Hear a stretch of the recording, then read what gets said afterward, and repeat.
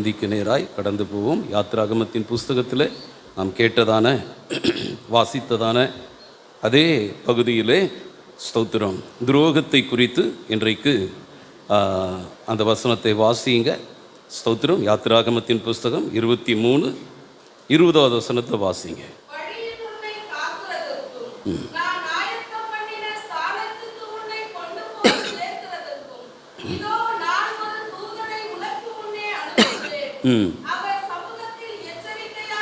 அவர் சமூகத்தில் எச்சரிக்கையாய் இருந்து அவர் வாக்குக்கு செவி கொடு, அவரை கோபப்படுத்தாதே, உங்கள் துரோகங்களை அவர் பொறுப்பதில்லை. கரங்களை உயர்த்தி ஒரு அல்லேலூயா சொல்லாமா? துரோகம் என்ற வார்த்தைக்கு எதிர்ச்சொல் விசுவாசம், அடுத்தது உண்மைத்தன்மை என்று சொல்லப்பட்டிருக்கிறது. அதே போல துரோகி என்ற வார்த்தைக்கு எதிர்ச்சொல் விசுவாசி, அடுத்தது உண்மையுள்ளவர் என்று சொல்லப்பட்டிருக்கிறது. அப்படின்னா நம்முடைய கர்த்தர் துரோகத்திற்கும் துரோகிகளுக்கும் தேவன் அல்ல, அவர் விசுவாசிகளுக்கும் அவர் உண்மையுள்ளவர்களுக்கும் தேவனாய் இருக்கிறார். கரங்களை உயர்த்தி ஒரு அல்லேலூயா சொல்லாமா? அப்படின்னா இந்த உலகத்தில் உண்மையுள்ளவர்களோடு கூட நீதிமான்களோடு கூட துரோகிகளும் கலந்திருக்கிறார்கள். எல்லாம் ஒன்று போல கலந்திருக்கிறாங்க. ஆனால் தேவன் இந்த உலகத்தை அதற்காக அழித்து விடவில்லை. அதனால தான் அதை குறித்து ஒரு ஊமையை ஆண்டவர் இயேசு சொல்லுகிறார். மத்தேயு எழுதின சுவிசேஷம் 13ஆம் அதிகாரம், மத்தேயு எழுதின சுவிசேஷத்திலே 13ஆம் அதிகாரத்திலே இயேசு சொல்லுகிறார், பரலோக ராஜ்யம் தன்னுடைய நிலத்திலே நல்ல விதையை விதைத்த மனுஷனுக்கு ஒப்பாய் இருக்கிறது. 24வது வசனத்திலிருந்து வாசிங்க. அவர்களுக்கு சொன்னார், பரலோக ராஜ்யம் தன்னுடைய நிலத்தில் நல்ல விதையை விதைத்த மனுஷனுக்கு ஒப்பாய் இருக்கிறது. மனுஷர்கள் நித்திரை பண்ணுகையிலே அவனுடைய சத்துருவத, நல்ல விதைகளை விதைக்கிறவர் நம்முடைய தேவனாகிய கர்த்தர். மனுஷன் என்றால் மனுஷகுமாரனாகி இயேசு. கைகளை உயர்த்தி ஒரு அல்லேலூயா சொல்லாமா? நல்ல விதைகளை விதைக்கிறார். ஆனா அதே வேளையிலே சத்துரு கிரியை செய்கிறான் அந்த இடத்துல. அப்ப அங்க சொல்லப்பட்டிருக்குது, சத்துரு என்ன பண்றான்? அந்த சத்துரு கோதுமைகளுக்குள்ளே களைகளை விதைத்து விட்டு போனான். பயிரானது வளர்ந்து கதிர்களை விட்ட போது களைகளும் காணப்பட்டது. வீட்டு எஜமானுடைய வேலைக்காரன் அவனிடத்தில் வந்து, நீர் உம்முடைய நிலத்திலே நல்ல விதைகளை விதைத்தீர் அல்லவா, பின்னை அதிலே களைகள் எப்படி உண்டானது என்று சொல்றாங்க. அதற்கு அந்த எஜமான் சொல்றாரு, சத்துரு அதை செய்தான். கர்த்தர் நல்ல விதைகளை தான் விதைக்கிறவர், ஆனா களைகளோ சத்துரு கொடுக்கிறான். சத்துரு அதை செய்தான். தொடர்ந்து வாசிங்க. அப்போ வேலைக்காரர், நாங்க போயிட்டு அந்த களைகளை எடுத்துட்டோமா, கோதுமை மணிகளோடு கூட இருக்கிறதான, கலந்து இருக்கிறதான, கோதுமை மணியை போல வேஷம் போட்டு இருக்கிறதான, கோதுமை மணியை போல தங்களை வெளிப்படுத்துகிறதான அந்த களைகள் ஏன் அங்கே கெடுத்து கொண்டிருக்கிறது, அந்த தோட்டத்திலிருந்து அந்த களைகளை பிடுங்கி போடட்டுமா என்று வேலைக்காரர்கள் சொல்லும் பொழுது அதற்கு எஜமான் சொல்றாரு, வேண்டாம், அந்த களைகளை நீங்கள் பிடுங்கும் போது அந்த களைகளை அழித்தார். அந்த களைகளை பிடுங்கும் பொழுது அங்கே நீதிமான்கள் ஒருவேளை அந்த இடத்துல கோதுமை மணிகள் இருக்குமே, அந்த இடத்துல கர்த்தர் யாரை குறித்து கர்த்தர் அக்கறை உள்ளவர் அப்படின்னா கோதுமை மணிகளை குறித்து. கரங்களை உயர்த்தி ஒரு அல்லேலூயா சொல்லாமா? விட்டு வைக்கிறார்.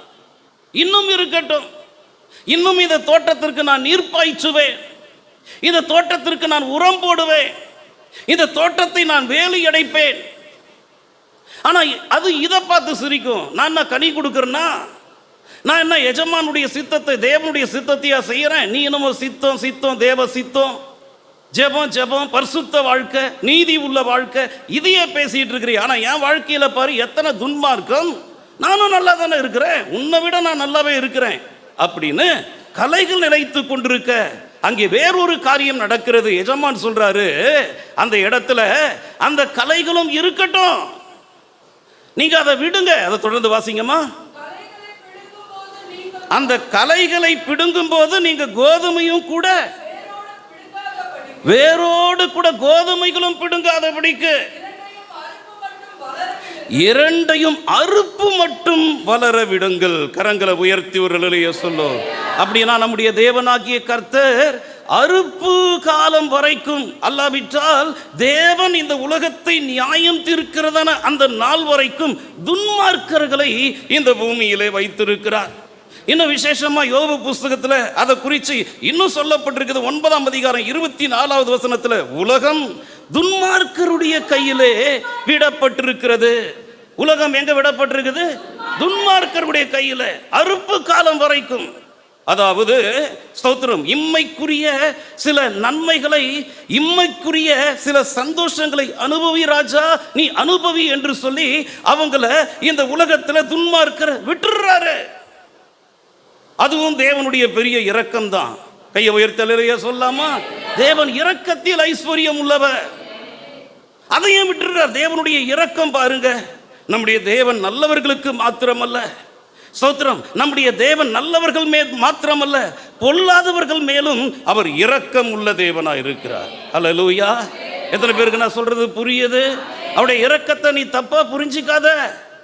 அவர் மௌனமா இருக்கிறாரு, அவர் அமைதியா இருக்கிறாரு. ஆகவே நான் நிரப்ப வேண்டிய அக்கிரம அளவை தொடர்ந்து நிரப்பிக்கொண்டே இருப்பேன் அப்படின்னு நினைக்காத.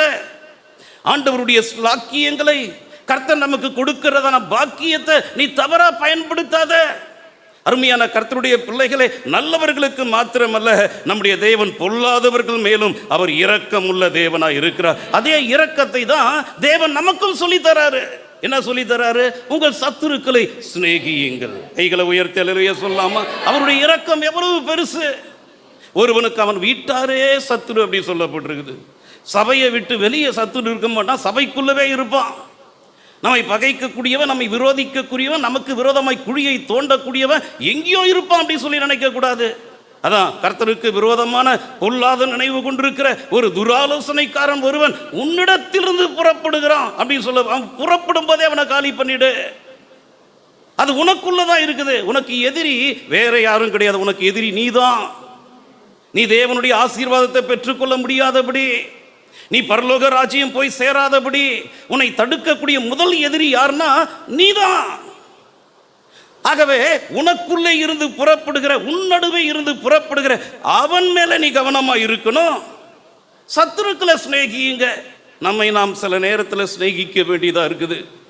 அநேக நேரங்கள்ல நான் ஆண்டவரை ஏற்றுக்கொண்ட அந்த நாட்கள்ல கர்த்தரை பார்த்து நான் சொல்லி இருக்கிறேன், ஆண்டவரே என்னை பரிசுத்தப்படுத்தி என்னை எடுத்துக்கொள்ளும். இந்த பூமியிலே வாழ எனக்கு விருப்பம் இல்லை. மனிதர்கள் என்கிறதான போர்வையிலே மிருகங்களாய் வாழக்கூடிய மனிதர்கள் நடுவிலே, உறவினர்கள் நடுவிலே, நண்பர்கள் நடுவிலே நான் இருப்பதை விட நான் உம்மிடத்திற்கு வருவது நல்லது. நான் ஜெபம் பண்ணி இருக்கிறேன். அடுத்தது, கர்த்தருடைய அன்பு என்னை நிரப்பின உடனே ஆண்டவர் அவருக்காக சில காலம் இந்த பூமியிலே சாட்சியாக இருக்க வைக்கிற. சாட்சியை கெடுத்து கொள்ள அல்ல, அதை விட சாவது பெஸ்ட்.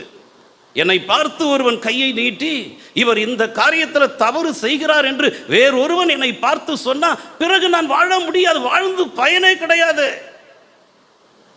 அதுதான் வைராக்கியம். நம்முடைய கண்கள் 2 கண்ணு, ஆனா 1000 கண்ணு நம்மளை பார்த்துட்டு இருக்குது. எங்க இருந்தெல்லாம் பார்க்கும் தெரியுமா? மாடி மேல நின்று பார்க்கும், ஜன்னல் வழியா பார்க்கும், வண்டியில போகும்போது பார்க்கும், பல இடங்கள்ல இருந்து பார்க்கும். ஆகவே நாம் சாட்சியா இருக்க வேண்டியது ரொம்ப அவசியம். இவன் ஒரு கிறிஸ்தவனா அப்படின்னு யாராவது சொல்லிட்டாங்க அப்படின்னா, தேவனுடைய நாமம் மகிமைப்படும்படி நீ வாழாம கூட இருந்துரு, ஆனா தேவனுடைய நாமம் தூஷிக்கப்படும்படி நீ வாழ்ந்துராத. அப்படிப்பட்ட வாழ்க்கை ஒரு வாழ்க்கையே கிடையாது. அருமையான கர்த்தருடைய பிள்ளைகளே, ஆண்டவர் சொல்றாரு, உன் சத்துருக்களை சிநேகியுங்கள், அவர் இரக்கத்திலே ஐஸ்வர்யம் உள்ள தேவன். ஸ்தோத்திரம். அப்போ சத்துருக்களை சிநேகிக்க சொல்றாரு. லூக்கா எழுதின சுவிசேஷத்துல 6ஆம் அதிகாரத்துல 35வது வசனத்தை வாசிங்க பார்க்கலாம். லூக்கா எழுதின சுவிசேஷத்துல 6ஆம் அதிகாரத்துல 35வது வசனம், உங்கள் சத்துருக்களை சிநேகியுங்கள், நன்மை செய்யுங்கள், யாருக்கு நன்மை செய்ய சொல்றாரு? சத்துருக்களுக்கு. கைமாறு கருதாம கடன் கொடுன்னு யாருக்கு சொல்றாரு? சத்துருக்களுக்கு. சத்துருன்னு தெரிஞ்சா நம்ம செய்ய முடியுமா? நீங்க செய்வீங்களா?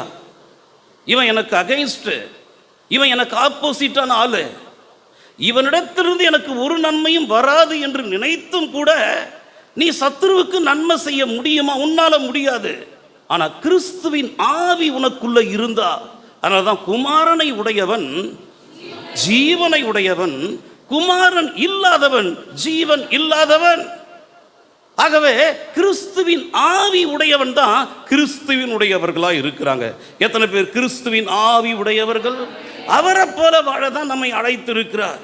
தேவன் அவர்களை எல்லாம் முன்னறிந்தாரோ அவர்களை தம்முடைய குமாரனுடைய சாயலுக்கு ஒப்பாய் இருப்பதற்கு முன் குறித்திருக்கிறார். எத்தனை பேரை கர்த்தர் என முன் குறிச்சாரு? எத்தனை பேரை ஏற்கனவே உலக தோற்றத்திற்கு முன்பாகவே என் தாயின் கருவிலே எத்தனையோ பேர் என் தாயின் வயிற்றிலிருந்து பிறந்தாலும் என்னையோ ஊரில் ஒருவனும் வம்சத்தில் ஒரு 2 பேருமாக கர்த்தர் தெரிந்து கொள்ளுகிற தேவன், என்னையும் கர்த்தர் அவருக்காக தெரிந்தெடுத்தார் அப்படின்னு எத்தனை பேர் சொல்ல முடியும்? ஆனா உன்னை தெரிந்து கொண்டது துரோகியா வாழ அல்ல. உன்னை தெரிந்து கொண்டது எதற்காக தெரியுமா? குமாரனுடைய சாயலை நீ பெற்றுக்கொள்வதற்காக இயேசுவனை தெரிந்து கொண்டார்.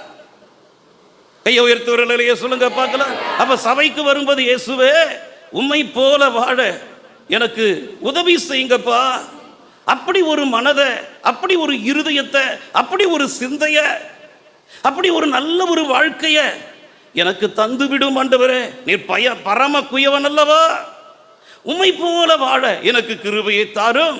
அப்ப இயேசு அந்த கிறிஸ்துவின் சிந்தை நமக்குள்ள இருந்தா நாம் சத்துருக்களுக்கு நாம் நன்மை செய்வோம். அதான் அந்த இடத்துல சொல்லப்பட்டிருக்குது, உங்க சத்துருக்களை சிநேகியுங்கள், அந்த சத்துருக்களுக்கு நன்மை செய்யுங்கள்,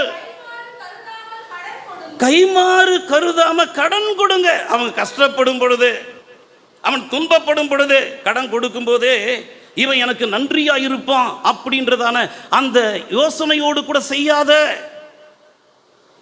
இந்த பாக்கியத்தை கர்த்தர் எனக்கு தந்திருக்கிறார்.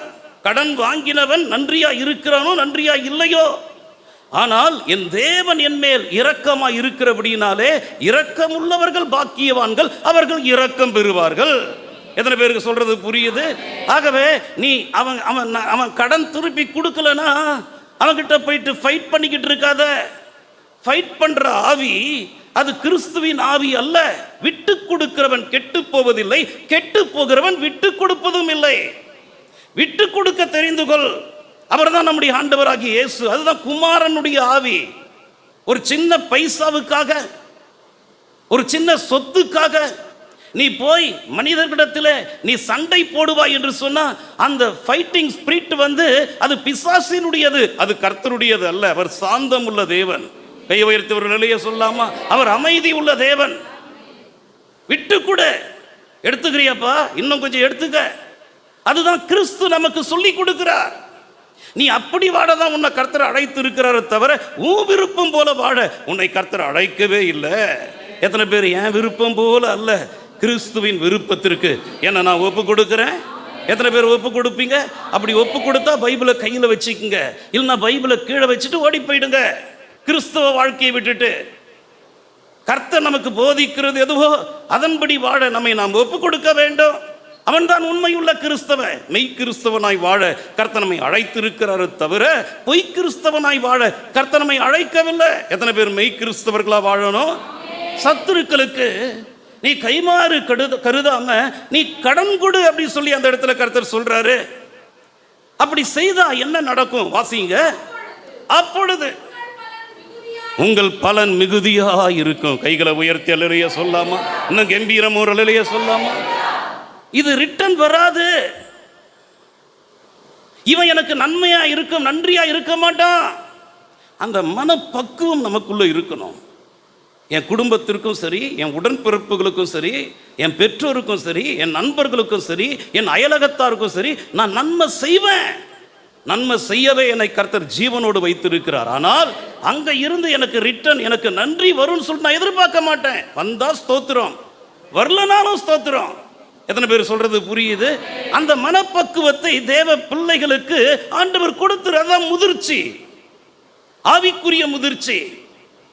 அப்படிப்பட்டவர்களுக்கு கர்த்தர் சொல்றாரு, உங்கள் பலன் மிகுதியா இருக்கும். அடுத்து சொல்லப்பட்டிருக்குது, உன்னதமானவருக்கு நீங்கள் பிள்ளைகளாய் இருப்பீர்கள். எத்தனை பேர் உன்னதமானவருக்கு பிள்ளைகளா இருக்கணும்? அந்த உன்னதமானவர் யார் தெரியுமா? இன்னும் தொடர்ந்து அந்த இடத்துல விவரிக்கப்படுகிறது. அந்த உன்னதமானவருக்கு நீங்க பிள்ளைகளா இருப்பீங்க. அந்த உன்னதமானவர் யாரு? அதை சொன்ன உடனே டப்புன்னு வாசிக்கணும். அந்த உன்னதமானவர் யாரு? அவர் நன்றி அறியாதவர்களுக்கும் துரோகிகளுக்கும் நன்மை செய்கிறவர். கைகளை உயர்த்தி ஒரு நிலையை சொல்லாமா? இன்னும் கம்பீரம் ஒரு நிலையை சொல்லாமா? அந்த உன்னதமானவருக்கு நாம் பிள்ளைகளா இருக்கணுமா? அந்த உன்னதமானவர் நமக்கு உபதேசத்தை சொல்லி கொடுக்கிறார். என்ன உபதேசத்தை சொல்லி கொடுக்கிறார்? உங்கள் சத்துருக்களை நீங்கள் சிநேகியுங்கள், அவர்களுக்கு நீங்கள் நன்மை செய்யுங்கள், கைமாறு கருதாமல் அவர்களுக்கு நீங்கள் கடன் கொடுங்கள், அப்பொழுது உங்கள் பலன் மிகுதியாக இருக்கும். நீங்க உன்னதமானவருக்கும் எப்படி இருப்பீங்க? பிள்ளைகளாக இருப்பீங்க. அந்த உன்னதமானவர் யாரு? நன்றி அறியாதவர்களுக்கும் துரோகிகளுக்கும் நன்மை செய்கிறவர். துரோகிகளை குறித்து தான் இந்த நாட்கள் நம்ம பார்த்துக்கிட்டு இருக்கிறோம். நம் தேவன் துரோகிகளுக்கும் நன்மை செய்கிறவர். கைகளை உயர்த்தி ஒரு நிலையை சொல்லாமா? இன்னும் கம்பீரம் ஒரு நிலையை சொல்லாமா? இடி முழக்கம் போல ஒரு நிலையை சொல்லாமா? அப்ப நம் தேவன் நன்றி உள்ளவர்களுக்கும் நல்லவர்களுக்கும் மாத்திரமல்ல, அவர் நன்றி அறியாதவர்களுக்கும் துரோகிகளுக்கும் கூட நன்மை செய்கிறவர். அப்ப நம்முடைய கர்த்தர் கோதுமை மணிகளுக்கு மாத்திரமல்ல, பதர்களுக்கும் ஏன் கலைகளுக்கும் கூட அவர் நன்மை செய்கிறவர். எத்தனை பேருக்கு நான் சொல்றது புரியுது? அப்ப நம்முடைய கர்த்தர் செம்மறி ஆடுகளுக்கு மாத்திரமல்ல, அவர் வெள்ளாடுகளுக்கும் நன்மை செய்கிறவர். ரெண்டுக்கும் அவர் தானே மெய்ப்பன். ரெண்டு ஆட்டுக்கும், வெள்ளாடுகளுக்கும் அவர் தான் மெய்ப்பன், செம்மறி ஆடுகளுக்கும் அவர் தான் மெய்ப்பன். உலகத்தில் அதான் கர்த்தர் சொல்றார், மாம்சமான யாவருக்கும் நான் தேவனாகிய கர்த்தர். கையை உயர்த்தலையா சொல்லாமா? துன்மார்க்கன் அவன் துன்மார்க்கனா போயிட்டான், அவன் அதை விரும்புறான். நல்லது எது கெட்டது எது மனுஷனுக்கு கர்த்தர் சொல்லி கொடுத்திருக்கிறாரு. ஜீவ வழியும் மரண வழியும் உனக்கு முன்னால நான் வச்சிருக்கிறேன். கர்த்தர் சொல்லி கொடுக்கிறாரு, உபதேசத்தை கொடுக்கிறாரு. ஆசீர்வாதம் எது? நீ எதை செய்தா உனக்கு ஆசீர்வாதம், உன் பிள்ளைகளுக்கு ஆசீர்வாதம். நீ எதை செய்தா சாபம், உன் பிள்ளைகளுக்கு சாபம். அதை கர்த்தர் சொல்லி கொடுக்கிறாரு. மரணத்தையும் ஜீவனையும் நமக்கு முன்னால கர்த்தர் வச்சிருக்கிறாரு. நீ எது வேணுமோ செலக்ட் பண்ணிக்க. துன்மார்க்கன் துன்மார்க்கத்தை செலக்ட் பண்ணிக்கிறான். ஆனா நீதிமான்கள் நல்ல காரியங்களை அவர்கள் தெரிந்து கொள்ளும் பொழுது அந்த இருதயத்தை கர்த்தர் கண்டுபிடிக்கிறார். இவன் துன்மார்க்கன் அல்ல, இவன் நீதிமான். இவன் துரோகி அல்ல, இவன் உண்மையுள்ளவன். போன வாரத்தில் நம்ம பார்த்தோமே, உண்மையுள்ள யோசேப்பு, உண்மையுள்ள மனுஷன் பரிபூர்ண ஆசீர்வாதங்களை பெறுவான். உண்மை உள்ளவனை எங்க வச்சாலும் உண்மையா தான் இருப்பான். கையொயர் தலையிலேயே சொல்லலாம், ஒரு சின்ன காரியத்திலேயே டூப்ளிகேட்டை கண்டுபிடிச்சிடலாம். இவன் துரோகி, இவன் உண்மை, கொஞ்சத்துல உண்மை இல்லாதவன் அநேகத்திலும் உண்மை இல்லாதவனா இருக்கிறான். கொஞ்சத்துல உண்மையா இருக்கிறவன் அநேகத்திலும் உண்மையா இருக்கிறான். அதனாலதான் ஆண்டவர் ஃபர்ஸ்ட்ல கொஞ்சத்தை கர்த்தர் கொடுக்கிறாரு. கொஞ்சத்துல உண்மையா இருந்தா அநேகத்தின் மேல கர்த்தர் என்ன பண்றாரு? நெக்ஸ்ட் அடுத்து அடுத்து ப்ரொமோஷன் மேல ப்ரொமோஷன். பல்ல கடிக்கிறவன் கடிச்சு கடிச்சு கரைஞ்சி போக வேண்டியதுதான். அவனுக்கு விரோதமாக குழியை வெட்டுறவன் வெட்டி வெட்டி அதில் அவனை விழ வேண்டியதுதான். ஆனா அந்த உண்மை உள்ளவனோ அவனால எந்த கொம்பனாலையும் அவனுடைய உயர்வை தடை பண்ணவே முடியாது.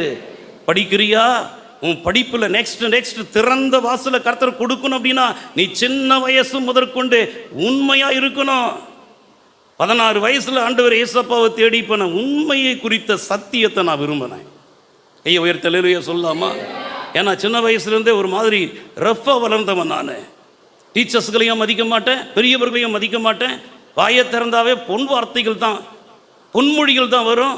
அப்படியெல்லாம் வாழ்ந்ததான் நான் சபைக்கு போன உடனே கர்த்தருக்கு பயப்பட ஆரம்பித்தேன், பாஸ்டருக்கு பயப்பட ஆரம்பித்தேன். அந்த தேவனுடைய வார்த்தைகள் அவருடைய வாயிலிருந்து கிருபை பொருந்தின வார்த்தைகள் பாஸ்டருடைய வாயிலிருந்து புறப்படும் பொழுது பேசுகிறவர் ஊழியர் அல்ல, பேசுகிறவர் மனிதர் அல்ல, இது தேவனுடைய சத்தம் என்று சொல்லி அந்த தேவனுடைய சத்தத்துக்கு முழுவதுமாக என்ன நான் ஒப்பு கொடுத்தேன், பயந்தேன். ஆகவே அந்த சபையில் இருக்கிறதான சில பொல்லாதவர்களை நான் வெறுத்தேன். அடே, உலகத்தில் எனக்கு எத்தனையோ ஃப்ரெண்ட் இருக்கிறான்டா, அதையெல்லாம் விட்டுட்டு ஒதுக்கிட்டு சபைக்குள்ள வந்தா நீ அவனை விட மோசமா இருக்கிற, நீ எல்லாம் என்னுடைய ஃப்ரெண்டு. இயேசுதான் என்னுடைய நண்பர். கையை உயர்த்தலையா சொல்லாமா? சில ஊழியர்களை பார்த்து இடறி போனேன், ஊழியமே எனக்கு வேண்டாம் அப்படி சொல்லி ஊழியத்தை விட்டு ஓடணும்னு நினைச்சேன். கர்த்தர் சொன்னாரு, அவர்களை பார்க்க நான் உன்னை அழைக்கவில்லை, என்னை பார்க்க வேண்டும். தாவீது சொல்லுகிறது போல, கர்த்தரை எனக்கு முன்பாக எப்பொழுதும் நான் நிறுத்தி இருக்கிறேன், அவர் என்னுடைய வலது பாரிசத்தில் இருக்கிறபடினாலே நான் அசைக்க. எந்த மனுஷனை தனக்கு முன்னால நிறுத்துறானோ அவன் விழுந்து போவான், பரிசுத்தத்தில் விழுந்து போவான், பண விஷயத்துல செக்ஸ் விஷயத்துல விழுந்து போவான். ஆனா இயேசுவை தனக்கு முன்னால எந்த மனுஷன் நிறுத்தி இருக்கிறானோ அவனால விழவே முடியாது. அவனுடைய மேல அழுக்கு உடை இருந்தாலும் அவன் கர்த்தருக்கு முன்பாக நிற்கிறபடினாலே அந்த அழுக்கு உடையை அவனை விட்டு அவனை அறியாமலே கர்த்தர் கலைந்து போட்டு அவனுக்கு சிறந்த உடைகளை உடுத்த அவர் வல்லமையுள்ள தேவனாய் இருக்கிறார். உம்மை விட்டா எனக்கு கதி இல்லை ஆண்டவரே, உம்மை விட்டால் எனக்கு வாழ்வு இல்லை ஆண்டவரே, உம்மை விட்டா எனக்கு வேற வழி இல்லை ஆண்டவரே. கர்த்தரை யார் உறுதியாய் பிடித்துக் கொள்ளுகிறானோ அவனால விழுந்து போகவே முடியாது. அந்த நீதிமான் எத்தனை முறை சறுக்குனாலும் அவனை தூக்கி நிறுத்த அவர் வல்லமையுள்ள தேவன். விழுகிறவனால நிம்மதியா இருக்க முடியாது. உண்மையான கிறிஸ்தவனை நான் சொல்றேன். அருமையான கர்த்தருடைய பிள்ளைகளே, நம்முடைய ஆண்டவர் செம்மறி ஆடுகளுக்கு மாத்திரமல்ல, அவர் வெள்ளாடுகளுக்கும் அவர் நன்மை செய்கிறார். ரெண்டுத்துக்கும் அவர்தான் தேவன், அவர்தான் மேய்ப்பன். வெள்ளாடுகளுக்கும் அவர்தான் மேய்ப்பன், செம்மறி ஆடுகளுக்கும் அவர்தான் மேய்ப்பன். ஆனா ஒன்றை புரிந்து கொள்ளணும், மேய்ப்பனானவன் செம்மறி ஆடுகளையும் வெள்ளாடுகளையும் முடிவிலே தனித்தனியாய் பிரித்தெடுக்கிறான். கையை உயர்த்தலையா சொல்லுங்க. வேளாங்கண்ணி சிஸ்டர், எதை பார்க்குறீங்க? வசனத்தை பார்க்குறீங்களா? Very good. செம்மறி ஆடுகளையும் வெள்ளாடுகளையும் தனித்தனியாய் பிரித்து நம் தேவன் பிரித்தெடுக்கிறவர். கையை உயர்த்தலையா சொல்லாமா? கல்லனை விட்டு நல்லவனை பிரித்தெடுக்கிறவர். உங்க ஊர்ல உன்னை பிரிச்செடுத்தார் இல்லையா? உங்க சொந்தங்கள் பத்தியில உங்க ஜாதி ஜனக நடுவில் இருந்து கர்த்தர் உங்களை பிரித்தெடுத்தார் இல்லையா? எத்தனை பேரை கர்த்தர் பிரித்தெடுத்தார்? பிரித்தெடுக்கப்பட்ட கர்த்தருடைய பிள்ளைங்க கையை உயர்த்தி ஒரு அல்லேலூயா சொல்லுங்க பார்க்கலாம். அப்ப நம்முடைய கர்த்தர் களைகளை விட்டு கோதுமை மணிகளை பிரித்தெடுக்கிறவர். கோதுமை மணிகளை பிரித்தெடுத்து அதை கொண்டு போய் தமது களஞ்சியத்திலே சேர்த்து பதர்களையோ அக்கினியிலே சுட்டெரிக்கிறவர். கையை உயர்த்தி அல்லேலூயா சொல்லுங்க. பதரை அக்கினியிலே சுட்டெரிக்கிறவர். நம்முடைய கர்த்தர் பாவிகளையும் துரோகிகளையும் விட்டு நீதிமான்களை பிரித்தெடுத்து நீதிமான்களுக்கு பரலோகத்தில் நித்திய ஜீவனையும் துரோகிகளுக்கும் துன்மார்க்கருக்கும் நரகத்திலே நித்திய ஆக்கினையும் கர்த்தர் கொடுக்கிறதான தேவன். அதனாலதான் இப்பொழுதே நாம் நீதிமான்களாய் மாறிவிட வேண்டும். இப்பொழுதே நாம் கோதுமை மணிகளாய் மாறிவிட வேண்டும். இப்பொழுதே நாம் செம்மறி ஆடுகளாக மாறணும். கையை உயர்த்தி அல்லேலூயா சொல்லுங்க. காரணம் நம்முடைய கர்த்தர் நல்ல மேய்ப்பனாய் இருக்கிறார். வேதத்தில் சொல்லப்பட்டிருக்க அந்த வசனத்தை வாசிங்க. யோவான் 10ஆம் அதிகாரத்தில் 11வது வசனத்தை வாசிங்க. யோவான் 10ஆம் அதிகாரம் 11வது வசனம். நானே நல்ல மேய்ப்பன், நல்ல மேய்ப்பன் ஆடுகளுக்காக தன் ஜீவனை கொடுக்கிற இந்த வசனத்துக்கு சரியான மொழிபெயர்ப்பு என்ன சொல்லப்பட்டிருக்கு அப்படின்னா, இயேசு செம்மறி ஆடுகளுக்கு மேய்ப்பன். அடுத்தது நான் அதை தியானிச்சுக்கிட்டு இருந்தேன். அடுத்தது இயேசு யாருக்காக ஜீவனை கொடுத்தார் அப்படின்னா, செம்மறி ஆடுகளுக்காக இயேசு ஜீவனை கொடுத்தார். எத்தனை பேர் நான் சொல்றது புரியுது? அவர் யாருக்கு மெய்ப்பன்? ஓநாய்களுக்கு மெய்ப்பன் அல்ல, அவர் ஆடுகளுக்கு மெய்ப்பன். அந்த ஆடுகளில் கூட கர்த்தர் பிரித்து எடுக்கிற, விசுவாசிகளில் கூட, ஊழியக்காரர்களில் கூட கர்த்தர் பிரித்து எடுக்கிற. இவன் கள்ள ஊழியன், இவன் நல்ல ஊழியன். விசுவாசிகளில் கூட இது சரியான விசுவாசி, இது டூப்ளிகேட் விசுவாசி, கர்த்தர் பிரித்து எடுக்கிறாரு. எத்தனை பேருக்கு நான் சொல்றது புரியுது? புரியுறவங்க எல்லாம் கை உயர்த்தி ஒரு அல்லேலூயா சொல்லுங்க பார்க்கலாம். நம் தேவன் பிரித்து எடுக்கிறதான தேவன். அவர் யாருக்கு தேவனா இருக்கிறாரு? செம்மறி ஆடுகளுக்கு அவர் மேய்ப்பனா இருக்கிறாரு. அப்ப யாருக்காக ஜீவனை கொடுத்தாரு? இயேசு செம்மறி ஆடுகளுக்காக ஜீவனை கொடுத்தாரு. பாவிகளை ரட்சிக்க தான் இயேசு இந்த உலகத்திற்கு வந்தார். வேதம் அப்படிதான் சொல்லுகிறது, உண்மைதான். இயேசு இந்த உலகத்திலே பாவத்தை சுமந்து தீர்க்கிற தேவ ஆட்டுக்குட்டியை, உலகத்தின் பாவத்தை சுமந்து தீர்க்கிறவராக தான் இந்த உலகத்திற்கு வந்தார், உண்மைதான். ஆனா அதே வேளையில டீப்பா கொஞ்சம் பார்த்தோம் அப்படின்னா, அவர் யாருக்காக அனுப்பப்பட்டார் தெரியுமா? யாருக்காக அவர் ஜீவனை கொடுத்தார் தெரியுமா? யாருக்காக அவர் ரத்தத்தை சிந்தினார் தெரியுமா? வேதம் சொல்லுகிறது, யோவான் 3:16 வசனம், நமக்கு எல்லாரும் தெரிந்த வசனம் தான். தேவன் தம்முடைய ஒரே பேரான குமாரனை விசுவாசிக்கிறவன் எவனோ. அந்த வசனத்தை அண்டர்லைன் பண்ணணும். யாருக்காக? பிதாவாகிய தேவன் தம்முடைய செல்ல பிள்ளையை இந்த உலகத்திற்கு அனுப்பினார். யாருக்காக இயேசு அவருடைய ஜீவனை கொடுத்தார்? யாருக்காக இயேசு அவருடைய ரத்தத்தை சிந்தினார்? தம்முடைய ஒரே பேரான குமாரனை விசுவாசிக்கிறவன் எவனோ எவளோ அவர்கள் கெட்டு போகாமல் அவர்கள் நித்திய ஜீவனை அடைவதற்கு அவரை தந்துருளி இவ்வளவாய் உலகத்தில் தேவன் அன்பு கூர்ந்தார். கையை உயர்த்தி அல்லேலூயா சொல்லுங்க. இன்னும் கம்பீரம் ஒரு அல்லேலூயா சொல்லுங்க. அப்படின்னா இந்த உலகத்தில் இருக்கிற மனிதர்கள் எல்லாரும் பாவிகளா இருந்தாலும், பாவிகள் தானே, உலகத்தில் எல்லாரும் பாவி தானே. ஏன்னா வேதம் சொல்லுகிறது, ரோமர் எழுதின நிருபத்தில் 3:23 வசனம், எல்லாரும் பாவம் செய்து தேவ மகிமை அற்றுவர்களாகி எல்லாரும் பாவம் செய்தாங்களா, அந்த வசனத்தில் சொல்லப்பட்டிருக்குது. அதே போல ரோமர் 5:12 சொல்லப்பட்டிருக்குது, எல்லா மனுஷரும் பாவம் செய்தபடியினாலே அப்படின்னு அங்கே எழுதப்பட்டிருக்குது. அப்ப எல்லா மனுஷரும் பாவம் செஞ்சவங்க தான்.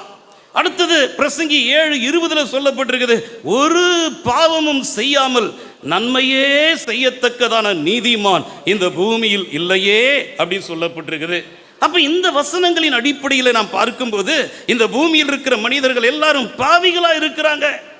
ஆனாலும் அந்த பாவிகள் நடுவில் யார், எந்த மனுஷன், நான் ஒரு பாவி, இயேசுதான் என் பாவங்களை மன்னிக்க முடியும், இயேசுதான் என் பாவத்திலிருந்தும் என் சாபத்திலிருந்தும் என் அக்கிரமங்களிலிருந்தும் இயேசுதான் என்னை ரட்சிக்க முடியும் என்று சொல்லி எந்த மனுஷன் இயேசுவை விசுவாசிக்கிறானோ கேள்விக்குறி.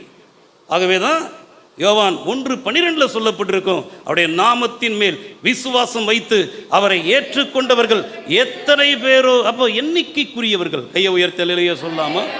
யாருக்காக? அதனால தான் இயேசு ஒரு இடத்துல சொல்லும்போது, காணாமல் போன ஆடுகளாகிய இஸ்ரவேல் வீட்டாரிடத்திற்கே அனுப்பப்பட்டேனே அல்லாம மற்றபடி அல்ல அப்படின்றாரு.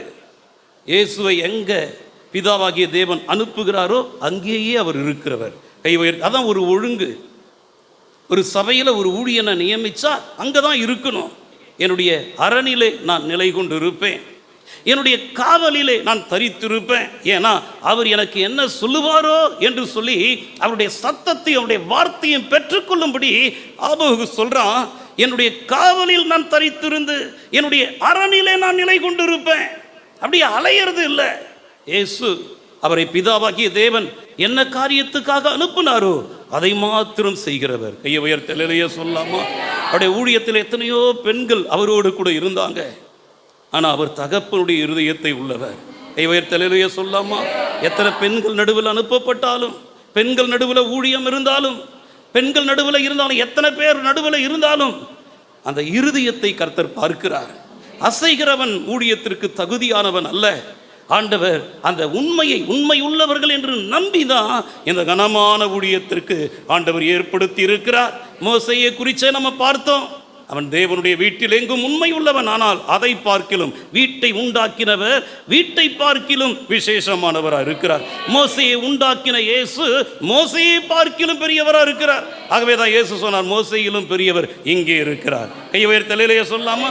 மோசையே தேவனுடைய வீட்டில் உண்மையாக இருப்பான் அப்படின்னா இயேசு கிறிஸ்து அவனிலும் மேற்பட்டவராக இருந்து பிதாவாகிய தேவன் அவருக்கு எவ்வளவு ஆசீர்வாதங்களை கொடுத்திருக்கிறாரோ அவைகள் எல்லாவற்றிலும் பிதாவுக்கு இயேசு உண்மையானவராக இருக்கிறார். உயர்த்தி அல்லேலூயா சொல்லாமா? அந்த ஆவிதான் நமக்கு வேணும். லூசிஃபருடைய ஆவி வேண்டாம். அவன் விழுந்து போனவன், அவன் பொய்யனும் பொய்க்கெல்லாம் பிதாவுமா இருக்கிறான். சின்ன வயசுலேருந்தே கண்டுபிடிக்கணும். பிள்ளையின் நெஞ்சில் என்ன இருக்கும்? மதியம். அதுதான் அவனுடையது சரக்கு. அதை தண்டனையின் பிரம்ப கையில் எடுத்தா அந்த சரக்கு அவனை விட்டு அகற்றிடலாம். இது சின்ன காரியம் தானங்க. சும்மா ஒரு சின்ன காரியத்துக்கு போய் சொல்றான், உற்றாத. பண விஷயத்துல இதெல்லாம் ஒரு சின்ன காரியம் தானே, உற்றாத. அது விட்டுட்டா அது பெருசா மாறிடும். நம்முடைய தேவன் இயேசு உண்மை உள்ளவர். அவருடைய ஆவியை கர்த்தர் நமக்கு தரணும்னு விரும்புகிறாரு. அவர் உண்மையா இருக்கிறது போல அவரை தொழுது கொள்ளுகிற நாமும் உண்மையா இருக்கணும் சொல்லி ஆண்டவர் எதிர்பார்க்கிறார். எத்தனை பேருக்கு அந்த அந்த ஆசை? நானும் உண்மையா இருக்கணும். இயேசு உண்மையா இருக்கிறது போல நானும் உண்மையா இருக்கணும். அருமையான கர்த்தருடைய பிள்ளைகளே, ஸ்தோத்திரம். அப்ப இயேசு அவர் அவர் அவர் அவருடைய நாமத்தின் மேல விசுவாசம் வைத்து அவரை ஏற்றுக்கொண்டவர்கள் எத்தனை பேரோ அத்தனை பேருக்கு தான் தேவனுடைய பிள்ளைகள் என்கிற அதிகாரத்தை கர்த்தர் கொடுத்திருக்கிறார். பாவியை நீதிமான் ஆக்குகிற இயேசு கிறிஸ்துவின் மேல எந்த மனுஷன் விசுவாசம் வைத்து எந்த மனுஷன் அவரை ஏற்றுக்கொள்ளுகிறானோ அந்த மனுஷனுக்காக தான் இயேசு அவருடைய ஜீவனை கொடுத்தார். எத்தனை பேர் சொல்றது புரியுது? யாரெல்லாம், சில பேர் ஏற்றுக்கொள்ளவே மாட்டான், அவனுக்காக இயேசு ஜீவனை கொடுக்கல. அதான் சொல்றேன், நம் தேவன் பன்றிகளுக்கு அவர் மெய்ப்பர் அல்ல, அவர் ஆட்டுக்குட்டிகளுக்கு மெய்ப்பர். கை உயர்த்தலையா சொல்லாமா? ஏன்னா பன்றிகளுக்கு அவர் மெய்ப்பரா இருந்தா அவரும் அவங்கள போல தான் இருப்பாரு. நான் சொல்றது புரியுதா? ஊழியக்காரனை கூட இன்னைக்கு நிறைய பேர் அப்படிதான் செலக்ட் பண்றாங்க. தங்கள் இச்சைக்கேற்ற போதகர்களை திரளாய் தங்களுக்கு சம்பாதிக்கிறாங்க. நானெல்லாம் அப்படி விரும்பல. சத்தியத்தை பேசுகிறதான வெட்டு ஒன்று துண்டு ரெண்டு, இதுதான் சத்தியம். இதன்படி வாழ்ந்தா நீ நீ பரலோகம் போகலாம், இதன்படி வாழ்ந்தா நீ நரகத்துக்கு தான் போவ. இதை சரியா எனக்கு காண்பித்து கொடுக்கறத மெய்ப்பன, அதை கண்டுபிடிக்கிறது தான் ஞானம். அதுதான் வேணும் நமக்கு. சில பேர் தனக்கு ஏற்றபடி அப்படி மாத்திக்கிறாங்க. அருமையான கர்த்தருடைய பிள்ளைகளே, பாவியை நீதிமான் ஆக்குகிறதான இயேசு கிறிஸ்துவின் மேல எந்த மனுஷன் விசுவாசம் வைத்து அவரை ஏற்றுக்கொள்ளுகிறானோ அவனுக்காக தான் இயேசு ஜீவனை கொடுத்தார். அவனுக்காக தான் இயேசு அவருடைய ரத்தத்தை சிந்தினார். அப்படின்னா பதர்களுக்காக, கலைகளுக்காக இயேசு ரத்தத்தை சிந்தவில்லை. துன்மார்க்கர்களுக்காக, துரோகிகளுக்காக இயேசு ரத்தத்தை சிந்தவில்லை. வெள்ளாடுகளுக்காக இயேசு ரத்தத்தை சிந்தவில்லை. செம்மறி ஆடுகளுக்காக இயேசு ரத்தத்தை சிந்தினார். கோதுமை மணிகளுக்காக இயேசு ரத்தத்தை சிந்தினார். இயேசுவை விசுவாசிக்கிற, இயேசுவை ஏற்றுக்கொண்ட சீஷர்களுக்காக இயேசு ரத்தத்தை சிந்தினார். எத்தனை பேருக்கு நான் சொல்ற இந்த உபதேசம் எத்தனை பேருக்கு புரியுது? சீஷர்களுக்கு. அதில் தான் நீங்க எங்க பார்க்கலாம்? திருவிருந்துல பார்க்கலாம். இயேசுவை தேடி அவருடைய பிரசங்கம் நல்லா இருக்குதுங்க, அந்த பிரசங்கத்தை கேட்கலான்னு சொல்லிட்டு ஆயிரக்கணக்கான ஜனங்கள் இயேசுவை தேடி வந்தாலும் அவர்களுக்கு இயேசு உபதேசத்தை தான் கொடுத்தார். ஆனால் திருவிருந்து என்று வரும்பொழுது யாருக்கு கொடுத்தார் அப்படின்னா சீஷர்களுக்கு தான் கொடுத்தார். கை உயர்த்தலையா சொல்லாமா? அப்ப சீஷர்கள் யாரு? காடானாலும் மேடானாலும், உயர்வானாலும் தாழ்வானாலும், ஜீவனானாலும் மரணமானாலும் எனக்கு எல்லாமே இயேசுதான் என்று சொல்லி இயேசுவை பற்றி கொண்டதான அவர்கள் தான் சீஷர்கள். அவர்களுக்கு இயேசு திருவிருந்து கொடுத்தார். அப்படி திருவிருந்து கொடுக்கும்போது என்ன சொல்லி கொடுத்தாரு? லூக்கா எழுதின சுவிசேஷத்தில் எடுத்துங்க. அடுத்து திருவிருந்துக்குள்ள போக போறோம். லூக்கா எழுதின சுவிசேஷம் 22ஆம் அதிகாரம் 19-20 வசனத்தை வாசிங்க. பின்பு அவர் அப்பத்தை எடுத்து ஸ்தோத்திரம் பண்ணி அதை பிட்டு அவர்களுக்கு, நான் யார் அங்க இருக்கிறாங்க? இயேசுவின் சீஷர்கள். கையை உயர்த்தலையா சொல்லவும்? ராபோஜனம், ராபோஜனம் திருவிருந்து, அதுல அப்பம், அதுல திராட்சை ரசம். அப்பத்தை பிற்கும் போது இயேசு அவர்களை பார்த்து சொல்றாரு, அந்த அப்பத்தை அவர்களுக்கு கொடுத்து, இது உங்களுக்காக கொடுக்கப்படுகிற என்னுடைய சரீரமாய் இருக்கிறது. உங்களுக்காக, சீஷர்களுக்கு கர்த்தர் சொல்றாரு. அடுத்தது வாசிங்க. போஜனம் பண்ணின பின்பு பாத்திரத்தையும் கொடுத்து, உங்களுக்காக, அதை நீங்க அண்டர்லைன் பண்ணணும், உங்களுக்காக பிற்கப்படுகிற, கொடுக்கப்படுகிற என்னுடைய சரீரம், அடுத்தது உங்களுக்காக சிந்தப்படுகிற என்னுடைய ரத்தம். கையை உயர்த்த சொல்லாமா? அப்ப இயேசு யாருக்காக ரத்தம் சிந்தினார் அப்படின்னா, ஸ்தோத்திரம், அவருடைய சீஷர்களுக்காக இயேசு ரத்தத்தை சிந்தினார். ஏற்கனவே நான் சொல்லிட்டேன், இயேசு கோதுமை மணிகளுக்காக ரத்தத்தை சிந்தினார். அடுத்து சொன்னேன், இயேசு செம்மறி ஆடுகளுக்காக இரத்தத்தை சிந்தினார். சபையில் இருக்கிற செம்மறி ஆடுகள் எல்லாம் கையை உயர்த்தி உரலையா சொல்லுங்க பார்க்கலாம். சபையில நான் பதறல்ல, சபையில நான் நான் நான் கலை அல்ல, சபையிலே நான் கோதுமை மணி என்று சொல்றவங்க எல்லாம் கையை உயர்த்தி உரலையா சொல்லுங்க பார்க்கலாம். சபையில் இருக்கிற செம்மறி ஆடுகள் எல்லாம் கையை உயர்த்தி உரலையா சொல்லுங்க பார்க்கலாம். அருமையான கர்த்தருடைய பிள்ளைகளை, சபையில் இருக்கிற சீஷர்கள் எல்லாம் கையை உயர்த்தி உரலையா சொல்லுங்க பார்க்கலாம். சீஷன்னா என்ன அர்த்தம்? பின்பற்றுகிறவன். சீஷன் என்பதற்கு பல அர்த்தங்கள் உண்டு. குருவை பின்தொடர்கிறவன் சீஷன். கிறிஸ்துவின் சுபாவத்திலே முதிர்ச்சி அடைந்தவன் சீஷன். அடுத்தது தன்னுடைய வரங்களுக்கு ஏற்றாற் போல, தன்னுடைய தாளந்துகளுக்கு ஏற்றாற் போல தேவனுடைய ஊழியத்திலே தன்னை இணைத்துக் கொள்ளுகிறவன் சீஷன். கையை உயர்த்தலையே சொல்லாமா? இதெல்லாம் உன் தாளந்து என்ன? இப்போ எனக்கெல்லாம் நான் சர்ச்சைக்கு போகும்போது பாட்டு பாடுற தாளந்து தான், அதுவும் ராகத்துக்கு தான், அதுவும் தாளத்துக்கெல்லாம் பாட தெரியாது எனக்கு. இப்போவே நிறைய தாளங்களை மிஸ் பண்ணுவேன். இப்போவே சில பாடல்கள் எனக்கு பாட தெரியாது, ஏதோ கேள்வி ஞானத்தில் பாடுறேன். அதுவும் ஜனங்களுக்கு ஒரு ஆசீர்வாதமாக கர்த்தர் கொடுத்துருக்கிறாரு. சில ஊழியக்காரர்களுக்கு பிரசங்கம் பண்ண தான் தெரியும், ஆனால் பாட்டு பாட வராது. அதனால் அந்த ஊழியக்காரை யாராச்சும் பாட்டு பாடினா நல்லா இருக்குமே, அவன் துரோகியாக இருப்பான் சில நேரத்தில். ஆனால் கர்த்தருடைய கிருபையில் ஊழியக்காரனே, உனக்கே நான் பாட்டு பாடுற கிருபையை தரேன். இந்த சீயோன் கோட்டை ஏஜி சபையில் நீ பாட்டும் நடத்த முடியும், நீ ஜபமும் நடத்த முடியும், நீ ஆராதனையும் நடத்த முடியும், நீ பிரசங்கமும் பண்ண முடியும். பல வருணமான அங்கியை நான் உனக்கு தரேன் அப்படின்னு கர்த்தர் கொடுத்துருக்கிறார். கையை உயர்த்தி ஒரு நிலையை சொல்லாமா? இதெல்லாம் கர்த்தர் கொடுத்த ஒரு பெரிய கிஃப்ட், கிருபை. கிருபை. அருமையான கர்த்தருடைய பிள்ளைகளே, ஸ்தோத்திரம். அப்போ ஆண்டவர் அந்த சீசன்னா என்ன, தான் வரம் என்ன, ஃப்ரெண்டுங்க நடுவில் அவங்ககிட்ட எல்லாம் ஆண்டவரை பற்றி சொல்லி சர்ச்சைக்கு கூட்டிகிட்டு போவேன். எப்படி கூப்பிட்டு போவேன்னு எனக்கே தெரியாது, ஆனால் பேசி கூப்பிட்டு போயிடுவேன். அவனுக்கு ஏதாச்சும் கொடுத்து மதியம் லஞ்சு கொடுப்பேன். நைட்டு நீ சர்வீஸுக்கு வந்தால் உனக்கு நான் டின்னர் வாங்கி தருவேன். பணத்தை செலவு பண்ணி என்னால் இயன்றதை ஆண்டவருக்காக செஞ்சுக்கிட்டே இருப்பேன். 16 வயசுலேருந்தே என் ஊழியம் ஆரம்பிச்சிடுச்சு. அநேகரை கர்த்தருக்கு நேராக நடத்தினேன். சபைக்கு கூட்டிகிட்டு போனேன். எனக்கு பேச தெரியாது, ஆனால் எங்கள் பாஸ்டர் நல்லா பேசுவார். வா சர்ச்சில் வந்து உட்காரு, அவருடைய வார்த்தையை கேளு. என் வரம் என்ன, என் தாளந்து என்ன, அதற்கு ஏற்ற விதத்தில் தேவனுடைய ஊழியத்தில் என்னை நான் இணைத்து கொண்டேன். சில பேர் ஞானிகள் இருக்கிறாங்க, அந்த ஞானிகளை வெட்கப்படுத்த பைத்தியம் போன்றதான, எண்ணெய் போன்றதான பைத்தியங்களை கர்த்தர் தெரிந்து கொள்றாரு.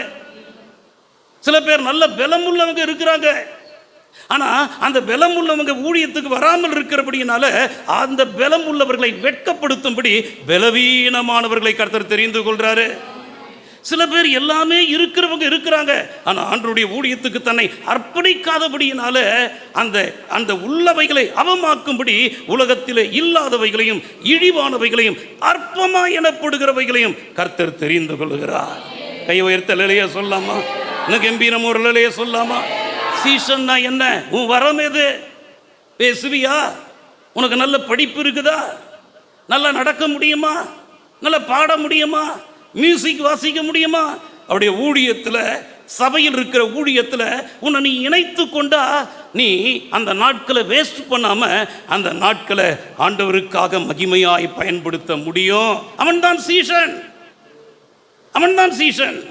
சீசன் என்பவன் தன்னுடைய வரங்களுக்கு ஏற்றாற் போல, தன்னுடைய தாளந்துகளுக்கு ஏற்றாற் போல தேவனுடைய ஊழியத்திலே தன்னை இணைத்துக் கொள்ளுகிறான். மிக முக்கியமாய் நான் அந்த பாயிண்ட்டுக்கு வந்துடுறேன். சீசன் என்றால் கற்றுக்கொள்ளுகிறவன். அல்லேலூயா. சபையில் இருக்கிற கற்றுக்கொள்ளுகிறவர்கள் எல்லாம் கையை உயர்த்தி ஒரு நிலையை சொல்லுங்க பார்க்கலாம். இயேசு அவர் சொல்றாரு, கற்றுக்கொள்ளுகிறவர்களை தான் அவரிடத்தில் அழைக்கிறார். வாங்க கற்றுக்கொள்ளுங்க அப்படின்றாரு. மத்தேயு எழுதின சுவிசேஷத்தில் 11ஆம் அதிகாரத்தில் 29வது வசனத்தை வாசிங்க. மத்தேயு 11ஆம் அதிகாரம் 29வது வசனம். நான் சாந்தமும் மனத்தாழ்மையுமா இருக்கிற. கையை உயர்த்தி ஒரு அலையிலேயே சொல்லுங்க. இன்னும் கம்பீரமா ஒரு அலையிலேயே சொல்லுங்க. சில வேளைகளிலே நமக்காக கர்த்தர் கொடுக்கிறதான இந்த உலக பிரகாரமான மெய்ப்பர்கள் கூட முரடர்களாய் இருக்கிறார்கள். உலக பிரகாரமாய் நமக்காக கர்த்தர் ஏற்படுத்தி கொடுத்திருக்கிற சில ஊழியக்காரர்கள் கூட கோபப்படுகிறார்கள். நம்முடைய மனம் நோகும்படி சில வேளைகளில் பேசுகிறார்கள். ஆனால் நல்ல மெய்ப்பனாகி இயேசு சொல்றாரு, நான் சாந்தமும் நான் மனத்தாழ்மையுமா இருக்கிறேன். ஏன் சில நேரத்தில் ஊழியர்கள் கோபப்படுகிறார்கள் தெரியுமா? ஏன் சில நேரத்தில் ஊழியர்கள் முரடர்களாக இருக்கிறார்கள் தெரியுமா? நீ ஊழியர்களோடு கூட சேர்ந்து கொள்ளாதே. ஊழியர்களிலும் பெரியவர், மெய்ப்பர்களுக்கும் பிரதான மெய்ப்பனாகிய இயேசு அவர் சொல்ற வார்த்தை, என் புறாவே, என் உத்தமியே, அல்லேலூயா, என் மனவாளியே அப்படின்னு ஆண்டவர் சொல்றாரு. என்னுடைய மனவாளியே, என் புறாவே, என் உத்தமியே, கதவத்தர. அவருடைய வார்த்தையெல்லாம் மென்மையான வார்த்தை. அவர் எப்படிப்பட்டவர்? சாந்தம் உள்ளவர், அவர் மனத்தாழ்மை உள்ளவர். கையை உயர்த்தலையே சொல்லாமா? இன்னும் கம்பீரம் ஒரு நிலையே சொல்லாமா? நான் அதை தான் கண்டுபிடிச்சேன். மகனே, நீ ஊழியர்களை பார்க்காதப்பா. மகனே, நீ விசுவாசிகளை அவன் பார்க்காத, இவனை பார்க்காத. நீ என்னை பார். இந்த வார்த்தையெல்லாம் என்னை ரொம்ப டச் பண்ணுச்சு. நான் சாந்தமாக இருக்கிறேன், நான் மனத்தாழ்மையாக இருக்கிறேன். அடுத்து சொல்கிறாரு, என் நுகத்தை உங்கள் மேலே ஏற்றுக்கொண்டு என்னிடத்தில் கற்றுக்கொள்ளுங்கள். எத்தனை பேர் கற்றுக்கொள்ள வருகிறோம்? ஞாயிற்றுக்கிழமை ஆராதனைக்கு வரும்போது கற்றுக்கொள்ள வரணும். ஜெபம் நடத்த சபைக்கு வந்தால் கற்றுக்கொள்ள வரணும். அக்கிரமத்தை சம்பாதிக்க வரக்கூடாது. இன்னைக்கு சபைக்கு போனால் லவ் வருது. சபைக்கு வந்தால் லவ் வரக்கூடாது. அதுவும் மிக முக்கியமாக தேவ பிள்ளைகளுக்குள்ள சத்தியத்தை அறிந்த பிறகு இந்த லவ் பண்ணுறேன், காதலிக்கிறேன், இதெல்லாம் இந்த காரியமெல்லாம் வந்தது அப்படின்னா ஃபஸ்ட்டு எதிரி நான் தான். அப்படிப்பட்டவங்களை ஆசீர்வாதமாக ஜெபம் பண்ணவே முடியாது. அவங்களுக்கு ஆசீர்வாதம் போடுற மாதிரி இருக்கும், ஆனால் ஆசீர்வாதமாக அவங்க இருக்கவே முடியாது. நான் எத்தனை பேருக்கு ஆலோசனை கொடுத்து பார்த்தேன். மெட்ராஸில் ஒரு பொண்ணுக்கு ஆலோசனை கொடுத்தேன்ப்பா, அம்மா வேண்டாம்மா, உங்கள் அப்பா அம்மா எப்படி கஷ்டப்பட்டு உன்னை வளர்த்து அவங்களுக்கு ஒரு எதிர்பார்ப்பு இருக்கும். தான் வீட்டுக்கு வரக்கூடிய மாப்பிள்ளை இப்படி தான் இருக்கணும், என் பொண்ணுக்கு ஏற்ற ஒரு ஆள் இவன் தான், அவன் கரெக்டாக, அவங்களுக்கு ஒரு எதிர்பார்ப்பு இருக்கும். நீ குரங்க போயிட்டு நீ செலக்ட் பண்ணுறியே, நீ பண்ணியை போய் செலக்ட் பண்ணுறியே, இது உனக்கு ஒத்துக்காது அப்படின்னு சொன்னால் கேட்கல. உங்களுக்கு என்ன தெரியும் என் ஃபீலிங்கு, என் உணர்வு உங்களுக்கு என்ன தெரியும்? சில பேர் சொல்லுவாங்க, உங்களுக்கு என்ன தெரியும் பாஸ்டர்? எல்லாம் எங்களுக்கும் தெரியும், எல்லாம் பார்த்துட்டு தான் நாங்களும் வந்திருக்கிறோம். சிலதெல்லாம் விட்டுட்டு ஏய் அப்படி சொல்லி மிரட்டிகிட்டே வந்திருக்கிறோம். இனிமேல் என் பக்கம் வந்த திரும்பி பார்த்தோன்னா கழுத்து திருப்பிடுவேன் அப்படியெல்லாம் சொல்லிட்டு தான் வந்து சிலதை அவாய்ட் பண்ணிவிட்டு காரி மூஞ்சில் துப்பிட்டு தான் வந்திருக்கிறோம். அதெல்லாம் துப்புனதுனால தான் இன்றைக்கி நல்லா இருக்கிறோம். ஆண்டவருடைய கிருபை. கை உயர்த்தலையிலேயே சொல்லாமா, இன்னும் கம்பீரமாக ஒரு நிலையே சொல்லாமா? அருமையான கர்த்தருடைய பிள்ளைகளை, இந்த லவ் எல்லாம் சபைக்கு வந்த பிறகு சபையில் மட்டும் இல்லை, வெளியும் வரக்கூடாது. ஆண்டவரிடத்தில் வந்தால் இந்த உபதேசத்தை ஏற்றுக்க, நீ நல்லா இருப்ப. அல்லேலூயா. இன்னும் கம்பீரமாக ஒரு நிலையே சொல்லாமா? ஏற்றுக்கொள்ளுங்க, என்னிடத்தில் கற்றுக்கொள்ளுங்க. என்னுடைய நுகத்தை உங்கள் மேல் ஏற்றுக்கொண்டு என்னிடத்தில் கற்றுக்கொள்ளுங்கள், அப்பொழுது உங்கள் ஆத்துமாக்களுக்கு இளைப்பாறுதல் கிடைக்கும். எத்தனை பேருடைய ஆத்துமாவுக்கு இளைப்பாறுதல் வேண்டும்? இளைப்பாறுதல் எனக்கு வேணுன்றவங்கெல்லாம் கையை உயர்த்தவர்களே சொல்லுங்க. அப்படின்னா நீ என்னத்தை கற்றுக்கொள்ளணும்? என்னத்தை? அவருடைய நுகத்தை உன் மேலே ஏற்றுக்கொள்ளணும். இயேசு வைக்கிற நுகம் எது தெரியுமா? அவர் நமக்கு கொடுக்கிற உபதேசம். எத்தனை பேருக்கு அண்டர்ஸ்டாண்ட் ஆகுது? எத்தனை பேருக்கு புரியுது? அவருடைய உபதேசம். அந்த உபதேசத்தை நீ ஏற்றுக்கொள். அந்த உபதேசத்தை ஆலயத்துக்கு வந்து கற்றுக்கொள். கற்றுக்கொள்ளணும்னு வா, விட்டுணும்னு வராத. அந்த நுகம் மேலே அப்படி வைக்கப்படும் போது கழுத்தை வளைத்து கொடுத்து இது யாருக்கோ சொல்லப்படுற செய்தின்னு சொல்லி நினைக்காத. இது ஏன் நன்மைக்காக, ஏன் எதிர்காலத்துக்காக எனக்கு கொடுக்கப்படுற செய்தி. விசுவாசித்தவளே பாக்கியவதி, கர்த்தரால் சொல்லப்பட்டவைகள் உனக்கு நிறைவேறும். எத்தனை பேருக்கு சொல்லப்படுற வார்த்தையெல்லாம் நிறைவேறும்? கொடுக்கப்படுகிற வாக்கு தத்தங்கள் எத்தனை பேருக்கு நிறைவேறணும்? ஏற்றுக்கொள், கற்றுக்கொள் இந்த உபதேசத்தை. ஆனால் அதே வேளையிலே கிறிஸ்துவின் உபதேசம் என்ன தெரியுமா? சிலுவையை பற்றிய உபதேசம். ஆனால் சிலுவையை பற்றிய உபதேசம் 1 கொரிந்தியர் 1:18 சொல்லப்பட்டிருக்குது. சிலுவையை பற்றிய உபதேசம் கெட்டு போகிறவர்களுக்கு பைத்தியமா இருக்கு. ஐயோ ஏற்றல. எத்தனை பேர் சிலுவையை பற்றிய உபதேசம் வேணும்? அது கெட்டு போறவனுக்கு பைத்தியம். ஆனால் ரட்சிக்கப்படுகிற நமக்கோ அது தேவ பலனா இருக்குது. சிலுவையை பற்றிய உபதேசம்னா என்ன தெரியுமா? சிலுவையை குறித்து பேசுவது, அதாவது கர்த்தருக்காக பாடுகளை சகிப்பதை குறித்தும் கர்த்தருக்காக துன்பங்களை சகிக்கிறதை குறித்தும், அல்லாவிட்டால் நமக்கு வரக்கூடியதான அந்த பாடுகளை கர்த்தருக்காக சகித்துக் கொள்வதை குறித்தும், நமக்கு வரக்கூடிய துன்பங்களை கர்த்தருக்காக சகித்துக் கொள்வதை குறித்தும் பேசுவது, அதுதான் சிலுவையை பற்றியதான உபதேசம். ஆனால் அந்த உபதேசத்தை அநேகர் விரும்புவது கிடையாது. ஏன்? இயேசு கிறிஸ்துவின் சீஷர்கள்லேயே பேதுரு அதை விரும்பலை. இயேசு ஒரு நாள் சொல்கிறாரு, நான் மனுஷகுமாரனாகிய நான் பாவிகளுடைய கைகளில் ஒப்பு கொடுக்கப்பட்டு அவர் பாடுபட்டு அவர் மரித்து 3ஆம் நாளிலே உயிரோடு கூட எழும்புவார் என்று சிலுவையை பற்றியும் பிறகு இருக்கிற மகிமையை பற்றியும் பேசினா மகிமை தான் அவன் விரும்புகிறான். ஆனால் சிலுவையை விரும்பலை. இயேசுவை தனியாக கூட்டிகிட்டு போகிறான்.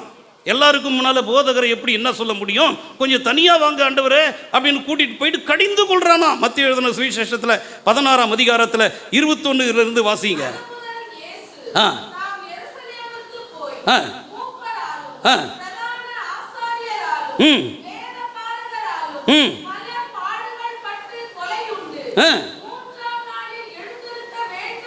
அவருக்கு நடக்க போகிற காரியங்கள், அவர் நிறைவேற்ற போகிற அந்த காரியத்தை குறித்து பேசி கொண்டிருக்கிறாரு. பாடுபடணும், கொலை உண்டு, 3ஆம் நாள்ல உயிரோடு கூட எழும்பணும்னு சொல்றாரு.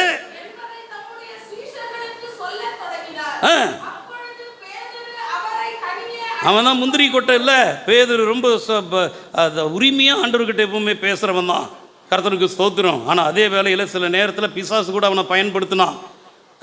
அப்போ பாருங்க, தனியாக கூட்டிகிட்டு போயிட்டு, ஆண்டவரே இது உமக்கு நேரிடக்கூடாது, இது உமக்கு சம்பவிப்பது இல்லை என்று யாரை கடிந்து கொள்றது? சீஷன் குருவை கடிந்து கொள்றானா? தொடர்ந்து வாசிங்க. அவரோ திரும்பி பேதுருவை பார்த்து, அப்ப அங்க யார் நிற்கிறது? நம்ம நினைக்கிறோம், மற்ற சீசன் எல்லாம் நினைப்பான் இயேசுவும் பேதுருவும் பேசிக்கிட்டு இருக்கிறாங்கன்னு. ஆனால் அங்கே உண்மையான ஆளு பேதுருவை மறைச்சி யார் பேசுறது தெரியுமா? சாத்தான். அதனால தான் அந்த ஏவாள் கனியை கொடுக்கும்போது அந்த கனியை கொடுக்கறதன ஏவாளை தான் அவன் பார்த்தானே தவிர ஏவாளுக்கு பிறகு இருக்கிறதன பிசாசை அவன் பார்க்கல. அதனால தான் வாங்கி புசிச்சான். ஏசு கரெக்டாக அவருக்கு மாம்ச கண்கள், அவருடைய மாம்ச கண்களும் தெரியும் இருக்குது. அதே வேளையில் அவர் ஆவிக்குரிய கண்களை உடையவர். அந்த கண்களினாலே பார்த்த உடனே பேசுறது இவன் இல்லை, நிற்கிறது இவன் இல்லை, பிசாசு. அவனை பார்த்து இயேசு சொல்றாரு, எனக்கு பின்னால போ சாத்தானே, நீ எனக்கு இடரலா இருக்கிற. அப்ப பேதுரு இயேசுவுக்கு இடரல் அல்ல, பிசாசு தான் இயேசுவுக்கு இடரல். ஆகவே பிசாசை பார்த்து சொல், நீ எனக்கு பின்னால போ சாத்தானே, எனக்கு இடரலா இருக்கிற. தேவனுக்கு ஏற்றவைகளை நீ சிந்திக்காமல்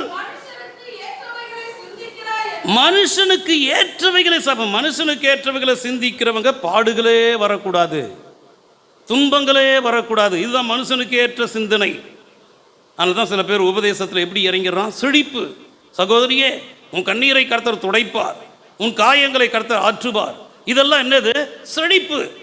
பாடுகளே இல்லை, துன்பங்களே இல்லை.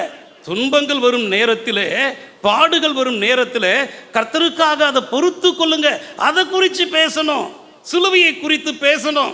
ஏன்னா ஜனங்க பாடுகள் இருக்கிறாங்க, ஆறுதல் தாலாட்டு பாடுறதுக்கு கிடையாது. சீழ்பிதுக்கி எடுத்து உன் பாவங்கள் அகற்றப்பட்டு உன் காயங்களுக்கு மருந்து போடப்படணும், அந்த சீழ்வெளி எடுக்கப்படணும். சரியாய் உன்னை கடிந்து கொண்டு வார்த்தையை கொடுக்கணும், சிலுவையை பற்றி உபதேசத்தை கொடுக்கணும். இன்னைக்கு நிறைய பேர் ஆறுதலின் வார்த்தைகள், பாடுகள் வரக்கூடாது, துன்பங்கள் வரக்கூடாது, அதை சகிக்க கூடாது. அதுதான் என்ன வார்த்தை? மனுஷனுக்கு ஏற்றபடி சிந்தனை. ஆனா இயேசு சொல்றாரு, நீ மனுஷனுக்கு ஏற்றவைகளை சிந்திக்கிற, தேவனுக்கு ஏற்றவைகளை சிந்தியாம. அப்ப தேவனுக்கு ஏற்ற சிந்தனை என்ன தெரியுமா?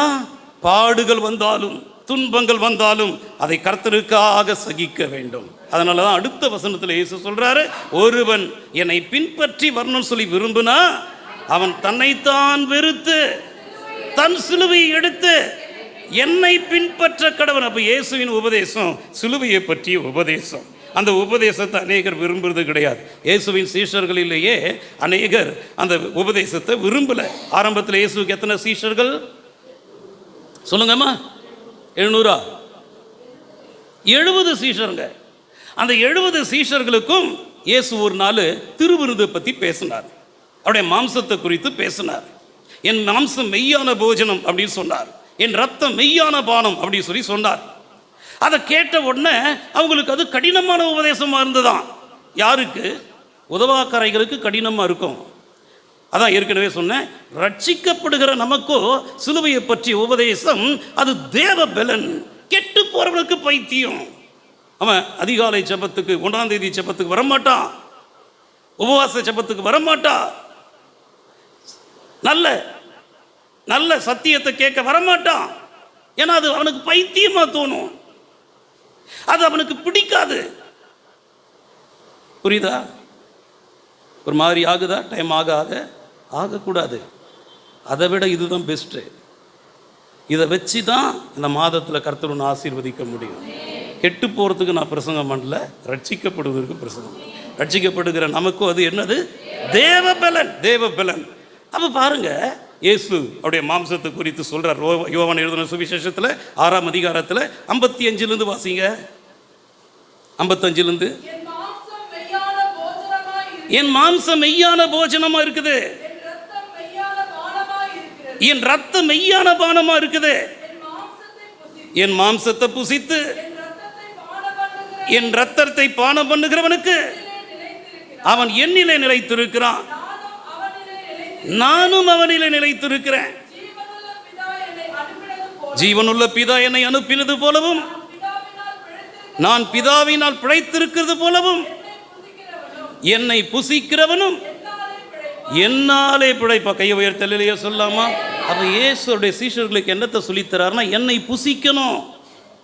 நீ புசிப்பதற்கு தேவன் அனுப்பினதான மெய்யான போஜனம் நான் தான். என் வார்த்தையை கேட்கணும், என் உபதேசத்தை ஏற்றுக்கொள்ளணும், என் நுகத்தை உங்க மேல ஏற்றுக்கொள்ளணும். உயிர் நான் தான் உனக்கு. இயேசுவை பத்து சில பேர் பாடுறாங்க, என் உயிரான இயேசு. அது கரெக்டான பாட்டு. நான் தான் உனக்கு ஜீவன். ஒருவனுக்கு எவ்வளவு திரளான ஆஸ்திகள் இருந்தாலும், பதவிகள் இருந்தாலும், வருமானங்கள் இருந்தாலும், கண்ணிறைந்த கணவன் கிடைத்தாலும் அப்படியே போயிட்டு காஞ்ச மாடு கம்புல விழுறது போல விழுந்துருது. ஐயோ, என் கணவன் மூலமா இவ்வளவு ஆசீர்வாதம் வருது. ஆனா அந்த கணவன் அபிஷேகம் நிறைந்தவனா? அந்த கணவன் ஜபம் நிறைந்தவனா? தேவ பக்தி உள்ளவனா? அதை குறித்து கவலைப்படுறதை விட்டுட்டு அவன் மூலமா வர்றதான பணத்தை நீ மெச்சிக்கிற அப்படின்னா நீ சரியான விசுவாசி கிடையாது. நீ சொல்லணும், யோ உன் மூலமா இவ்வளவு வருதுயா, ஆனா நீ பரலோகத்துக்கு போக முடியுமா? நீ சொல்லணும், அடிக்கடி அவனை துருவிக்கிட்டே இருக்கணும், குடையக்கூடாது. உலக பிரகாரமா அவனுக்கு குடைச்சல் கொடுக்க உன்னை அழைக்கல, கர்த்தருக்கேற்ற குடைச்சல் கொடுக்கணும். நான் கொடுக்குறேன்ல, கொடுக்குறேன் ஒவ்வொரு செய்தியிலையும் குடையிற இல்லை, கர்த்தருக்கேற்ற விதத்தில் அப்படி கூடையோ. நீ சர்ச்சுக்கு நீ வேலைக்கு போகிற, காலையிலிருந்து நைட்டு வரைக்கும் போகிற, சம்பாதிக்கிற, 1 மணி நேரம் நீ ஜெபம் பண்ணுறியா? கேளு. அப்போ நீ நல்ல விசுவாசி. இல்லை நீ கள்ள விசுவாசி. நீ மாத்திரம் பரலோகத்துக்கு போகிறதுக்கு ரெடி ஆகாத, அவனையும் ரெடி பண்ணு. சொல்கிறது புரியுதாங்க? நான் மட்டும் போகிறது ரொம்ப ஈஸி, ஆனால் உங்களையும் கூட்டிகிட்டு போகிறது கஷ்டம்தான். பரலோகத்துக்கு போகிறது சிங்கிளாக போகிறதே ரொம்ப கஷ்டம், மற்றவனையும் கூட்டிகிட்டு பாரத்தை சுமந்துட்டு போகிறது ரொம்ப கஷ்டம். ஆனால் கிறிஸ்துவின் ஆவி நம்ம மேலே இருந்தால் எல்லாம் லகுவாகவே மாறும். கையை உயர்த்தி அல்லேலூயா சொல்லுங்க. இன்னும் கம்பீரமாக ஒரு அல்லேலூயா சொல்லுங்க. அருமையான கர்த்தருடைய பிள்ளைகளே, அந்த இடத்துல இயேசு சொல்ல, என்னை புசிக்கிறவன் எவனும் என்னாலே பிழைக்கிறான். 60வது வசனத்தில் பார்க்கும்போது, 60வது வசனத்தில் அவருடைய சீஷர்களில் அநேகர், அழைக்கப்பட்டவர்களோ அநேகர், தெரிந்து கொள்ளப்பட்டவர்களோ சிலர். அப்ப மெஜாரிட்டியா இருக்கிற அநேகர் என்ன பண்றாங்க அப்படின்னா, இது கடினமான உபதேசம், யார் இதை கேட்பார்கள்? 66வது வசனம், அது முதல். அவருடைய சீஷர்களில் அநேகர் அவருடனே கூட நடவாமல் பின்வாங்கி போனாங்க. எத்தனை பேர்? அநேகர். ஆனா அழைக்கப்பட்டவர்கள் அநேகர், திரளானவர்கள் தான். மெஜாரிட்டியாக இருக்கிறவங்க பின்வாங்கி போனாங்க. தெரிந்து கொள்ளப்பட்டவர்களோ சிலர். அங்கே இருக்கிறது யார் அப்படின்னா 12 பேர். அடுத்த வசனத்தில் அந்த 12 பேரை பார்த்து இயேசு கேட்குறாரு, நோக்கி நீங்களும் போயிடுற மன்னதா இருக்கிறீங்களோ என்றார். பிரதியுத்தரமாக, ஆண்டவரே யாரிடத்தில் போவோம்? நித்திய ஜீவ வசனம் உம்மிடத்தில் உண்டே. கை உயர்த்தலையா சொல்லுங்க. இன்னும் கம்பீரம் ஒரு அலையா சொல்லுங்க. நித்திய ஜீவன் வேண்டும் என்று சொல்றவன் இயேசுவை பற்றி கொள்றான். ஆனா பின்வாங்கி போறவன் கெட்டு போறான். எபிரேயர் 10ஆம் அதிகாரத்தில் 38, 39 சொல்லப்பட்டிருக்கிறது, அந்த விசுவாசத்தினால நீதிமான் பிழைப்பான். பின்வாங்கி போவானால் அவன் மேல என் ஆத்துமா பிரியமா இருக்காது. அடுத்து வாசிங்க. நாமோ கெட்டு போறதுக்கு பின் வாங்குகிறவர்களா இராம ஆத்துமா ஈடேற விசுவாசிக்கிறவர்களா இருக்கிறோம். விசுவாசிக்கிறவர்கள் எல்லாம் கையை உயர்த்தலையே சொல்லுங்க. இன்னும் கம்பீரம் ஒரு அலையே சொல்லுங்க. கெட்டு போக பின்வாங்க வேண்டாம், ஆத்துமா ஈடேற நாம் கர்த்தரை விசுவாசிப்போம், அவரை விட்டு பின்வாங்கக்கூடாது. வேதத்தில் கடைசியாக சொல்லி முடிக்கிறேன், ஜீவனுள்ள தேவனை விட்டு விலகுவதற்கு ஏதுவான அவிசுவாசமான பொல்லாத இருதயம் உங்கள் ஒருவருக்குள்ளும் பிள்ளைகளுக்குள்ள கூட இருக்கக்கூடாது. உன் கணவனுக்குள்ளும் இருக்கக்கூடாது, உன் தாய் தகப்பனுக்குள்ள இருக்கக்கூடாது, உன் மனைவிக்குள்ள இருக்கக்கூடாது, உன் ஊழியருக்குள்ள இருக்கக்கூடாது, உன் விசுவாசிக்குள்ள இருக்கக்கூடாது. அவிசுவாசமான பொல்லாத இருதயம் உங்கள் ஒருவருக்குள்ளும் இராதபடி ஜாக்கிரதையா இருங்க. இதுவரைக்கும் சொன்னது எத்தனை பேருக்கு புரியுது? அப்படி எழுந்து நிற்போம், ஆண்டவரை நோக்கி பார்ப்போம்.